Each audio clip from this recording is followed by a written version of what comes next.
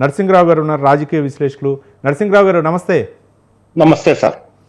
Right. Narasimharao గారు ఈరోజు BC ముఖ్య నాయకులతో సమావేశం నిర్వహించారు. ఈ సమావేశంలో బీసీకి చెందినటువంటి మంత్రులు, అలాగే మాజీ మంత్రులు, ఎమ్మెల్యేలు అందరూ కూడా హాజరయ్యారు. వాళ్ళకి దిశానిర్దేశం చేశారు సీఎం రేవంత్ రెడ్డి.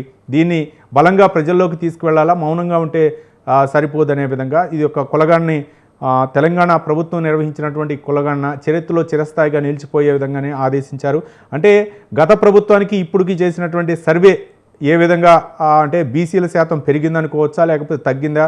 మరోపక్క కేసీఆర్ చెప్పినటువంటి అంశాలకి కేసీఆర్ హయాంలో సమగ్ర కుటుంబ సర్వే చేసినటువంటి వివరాలను కూడా రేవంత్ రెడ్డి వివరించారు.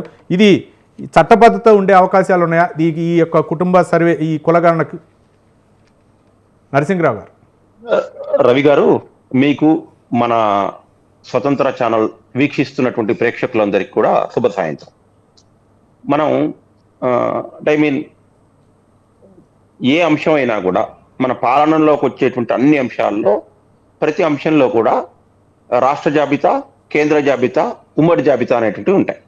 అయితే అసలు ఈ రాజకీయ పార్టీలకు సంబంధించినటువంటి నాయకులు వాళ్ళ ఎన్నికల ప్రయారిటీలో పెట్టుకునేటప్పుడు ఇది రాష్ట్ర జాబితాలో వస్తుందా, కేంద్ర జాబితాలో వస్తుందా, దీన్ని మనం ఎప్పుడు అధికారంలోకి వచ్చినప్పుడు దీన్ని అమలు చేయగలుగుతాం అనేటువంటి దాంట్లో వాళ్ళకు స్పష్టమైనటువంటి కల్పన ఉండాలి. ఈ ముఖ్యంగా మన భారతదేశానికి వచ్చినట్లయితే మనం అనేక కులాలు, మతాలు, ప్రాంతాలు, తర్వాత రకరకాలైనటువంటి మళ్ళీ కులాల్లో ఉపకులాలు, మళ్ళీ ఉపకులాల్లో కొన్ని సబ్ సెక్షన్స్, ఇట్లా రకరకాలైనటువంటి ఒక విశాలమైనటువంటి పెద్ద దేశంలో మళ్ళీ చాలా చిన్న చిన్న అంగాలుగా, భాగాలుగా విభజించబడి ఉన్నాం. మళ్ళీ అల్టిమేట్ గా ఒకే దగ్గరికి వచ్చే రకంలో మన జాతి అంతా కూడా భారత జాతి అనేటువంటిది మనకు ఒక మూలం అనేటువంటిది మనకు తెలిసినటువంటి విషయం. అయితే ఇక్కడ కులగణన లేకపోతే మతగణన, కులానికి రిజర్వేషన్లు, ఇవన్నీ చాలా సున్నితమైనటువంటి అంశాలు. ఇవి ప్రజల్లో భావోద్వేగాలు ఇమ్మీడియట్ గా పైకి లేచేటువంటి ఆస్కారం ఉంటుంది. మన తెలుగు రాష్ట్రాలకు సంబంధించినంత వరకు చూసినట్లయితే 1989-90 మీకు గుర్తుందే ఉంటుంది. మనం చరిత్రను చదువుకున్నట్లయితే ముద్రగడ పద్మనాభం కాపు రిజర్వేషన్ల పోరాట సమితి అనేటువంటిది ఒకదాన్ని ప్రారంభం చేసి దాన్ని కొంత పైకి లేపటము, తద్వారా ఆ రోజు ఎన్టీ రామారావు ముఖ్యమంత్రిగా ఉంటే ఆయన్ని అధికారంలో తీసుకురావడం కోసం కాపు నాడు అనేటువంటిది పెట్టడం, కాపుల ఓట్లన్నీ కూడా కాంగ్రెస్ కి మరలించడం అనేటువంటిది మనం చూసాం.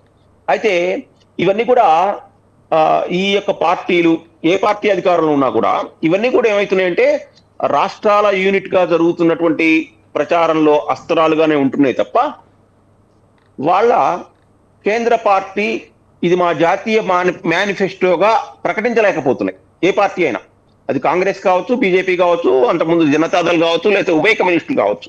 నేను ఈ విషయం ఎందుకు చెప్తున్నాను అంటే ఒక్కొక్క రాష్ట్రంలో, ఇప్పుడు భారతదేశంలో మనమే చెప్తాం భారతదేశం ఒక ఉపఖండం అని. అవును. ఇక్కడ మనం అనేక రకాలైనటువంటి కులాలు, మతాలు, ప్రాంతాలు, భిన్నమైనటువంటి సంస్కృతులు, ఆచార వ్యవహారాలు, సంప్రదాయాలు ఒక రాష్ట్రానికి ఏమాత్రం సంబంధం లేకుండా ఉంటాయి.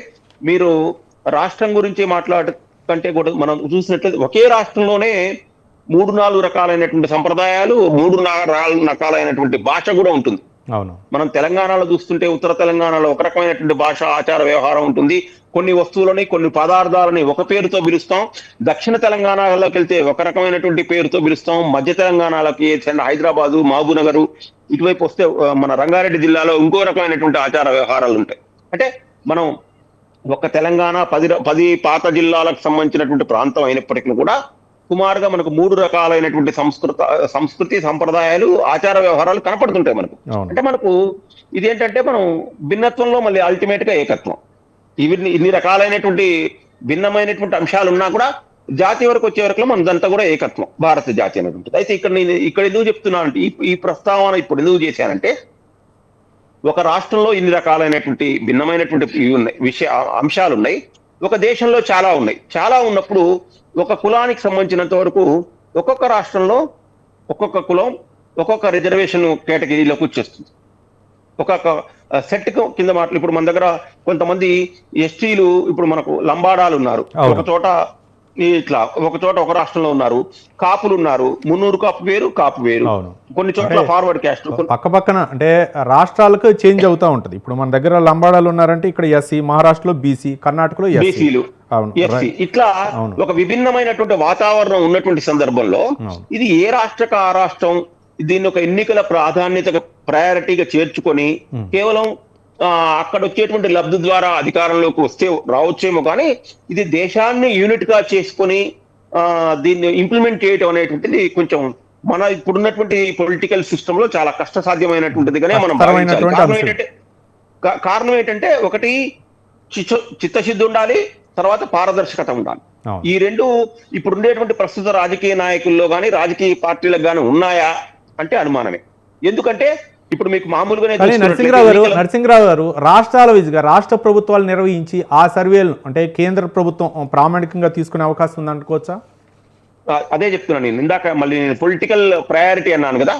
ఫర్ ఎగ్జాంపుల్ పొలిటికల్ ప్రయారిటీ అన్నప్పుడు ఇప్పుడు ఫర్ ఎగ్జాంపుల్ ఇప్పుడు మన ఈ రోజు చర్చనీయాంశం తెలంగాణ బీసీ గణన అనేటువంటిది ఉందనుకోండి. తెలంగాణ బీసీ గణనని కాంగ్రెస్ పార్టీ పొలిటికల్ అంశంగా చూస్తున్నంత కాలం కేంద్రంలో ఉండేటువంటి భారతీయ జనతా పార్టీ దాన్ని రాజకీయ కోణంలోనే చూస్తుంది తప్ప దాన్ని టేకప్ చేసి అది మా అంశంగా పరిగణిస్తుందా అనేటువంటిది మనం అనుమానాస్పదం. కారణం ఏంటి? వాళ్ళ ప్రయారిటీలో అది లేదు. కాబట్టి ఇది ఇప్పుడు కూడా మనం నిన్న మొన్న అంటే మీరు చెప్తున్నటువంటి లెక్క ప్రకారం నరసింహరావు గారు అంటే కాంగ్రెస్ పార్టీ తన మేనిఫెస్టోలో పొందుపరిచింది కాబట్టి దాన్ని ప్రియారిటీ ఇచ్చింది. బీజేపీ అది ఆ మేనిఫెస్టోలో లేదు కాబట్టి అది ప్రాధాన్యాంశంగా చూడలేదంటారు. చూడట్లేదు. నేను అనేది అదే, చూడాల్సిన అవసరం బీజేపీకి ఉందా అంటే బీజేపీకి ఎప్పుడు వస్తుందో తెలియదు. ఇప్పుడు మనం కొన్ని చాలా ఇప్పుడు మనం మందకృష్ణ మాదిగా ఎస్సీ వర్గీకరణ ఉందండి. అది ఎప్పుడు ప్రారంభమైంది? దానికి ఎప్పుడు దాదాపు ఒక 25 సంవత్సరాలు 30 సంవత్సరాలు చరిత్ర ఉన్నటువంటి ఉద్యమం. అది సుమారుగా 30 సంవత్సరాలు పట్టింది. అది ప్రధానమంత్రి తన ఎజెండాలో ప్రకటించి దాన్ని కొంచెం సీరియస్ గా తీసుకున్నప్పుడే దానికి కదలిక వచ్చింది. మళ్ళీ దీంట్లో కూడా ఏంటంటే ఈ రిజర్వేషన్లకు సంబంధించినటువంటిది, కులానికి సంబంధించినటువంటి దాంట్లో మళ్ళీ రాజ్యాంగంలోకి సంబంధించినటువంటి కోర్టులు జోక్యం చేసుకుంటుంది.